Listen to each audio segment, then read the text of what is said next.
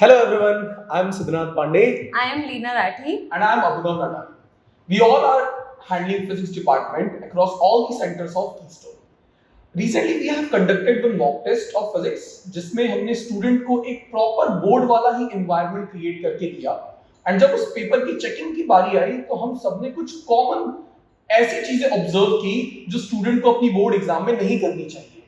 पहली चीज जो मैंने ऑब्जर्व की कि जब भी स्टूडेंट एमसीक्यूज लिख रहे थे तो वो उनके आंसर्स नहीं लिखते थे, वो डायरेक्टली सिर्फ ऑप्शन लिख देते थे। For example option A, but option A के अंदर आंसर 15 सेंटीमीटर है, 16 सेंटीमीटर है, वो मेंशन नहीं कर रहे थे और एग्जाम में इस चीज के मार्क्स कटते हैं। सेकंड चीज जो हमने ऑब्जर्व की कि जब वो सेक्शन चेंज करते हैं तो वो पेज चेंज नहीं कर रहे थे, वो आधे ही पेज से सेक्शन नया सेक्शन स्टार्ट कर देते थे।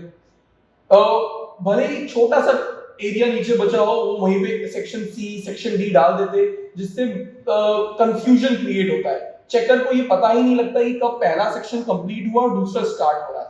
तो आई वुड सजेस्ट कि आप जब भी नया सेक्शन चालू करें उसको नए पेज से ही चालू करें।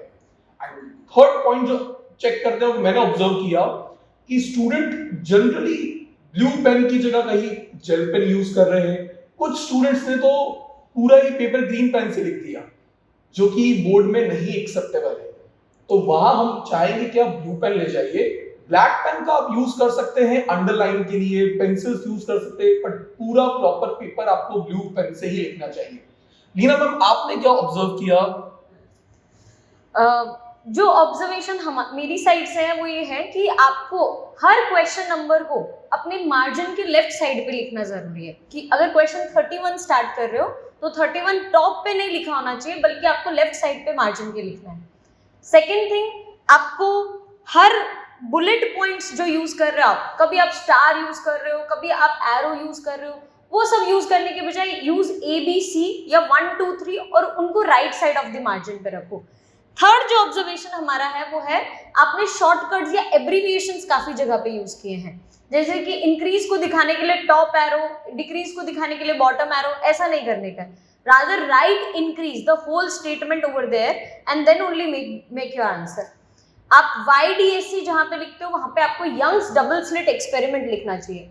एक ऑब्जर्वेशन और जो है वो है सेक्शंस मर्ज करने वाला जो आ रहा है कि बच्चे क्या करते हैं, सेक्शन A के बाद B, फिर B के बाद वापस से वापस से C, ऐसा करके नहीं लिखना है आपको।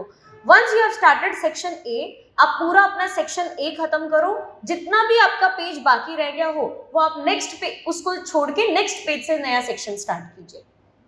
सिद्धार्थ सर, आपके क्या ऑब्जर्वेशंस है इसमें? और मैंने जो कॉमन मिस्टेक्स ऑब्जर्व करी है उसके अंदर नॉर्मली स्टूडेंट्स क्वेश्चन खत्म करने के बाद अगली ही लाइन से नया क्वेश्चन पिक कर लेते हैं। उन्हें लग रहा होता है कि अगर एक लाइन हमने और दे दी तो शायद एग्जामिनर हमारी कॉलर पकड़ लेगा। सर ऐसा नहीं है, कम से कम 2 लाइन आप छोड़िए और उसके बाद ही नया क्वेश्चन स्टार्ट कीजिए। इसके बाद दूसरा पॉइंट जो बड़ा इंपॉर्टेंट है, हमारी तरफ से हम एग्जामिनर को एक सहूलियत प्रोवाइड करवाना चाहते हैं कि सर चेक करते टाइम आपकी आंखों को स्ट्रेन ना पड़े, इसलिए कुछ कीवर्ड्स हम ऑलरेडी अंडरलाइन कर दे रहे हैं। अगर ऐसा आपने कर दिया तो एग्जामिनर देखते ही आपके ऊपर फ्लैट हो जाएगा कि सर इसने तो हमारा काम बना दिया है।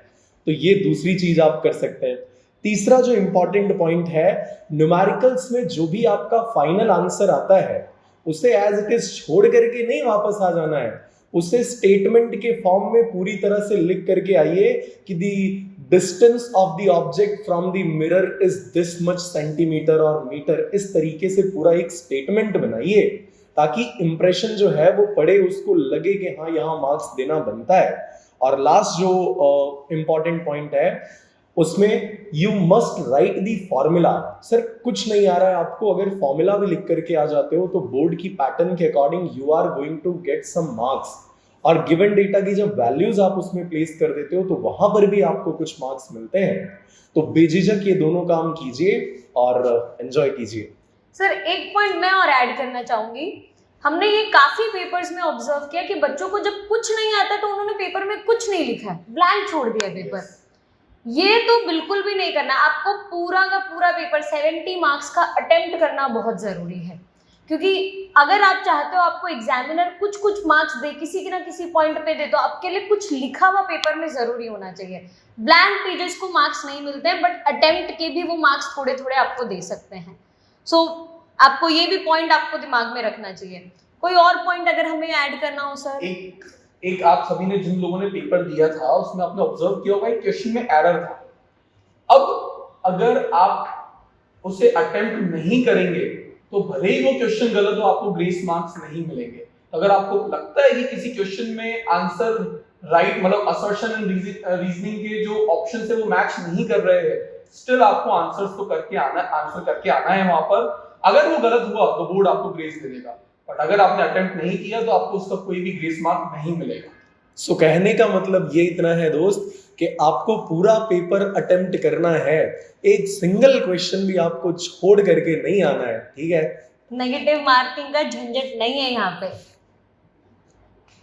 सो इसी के साथ आपके करियर के एक बड़े ही इंपॉर्टेंट स्टेज 12th के बोर्ड एग्जाम्स के लिए हम आपको ऑल द बेस्ट कहते हैं।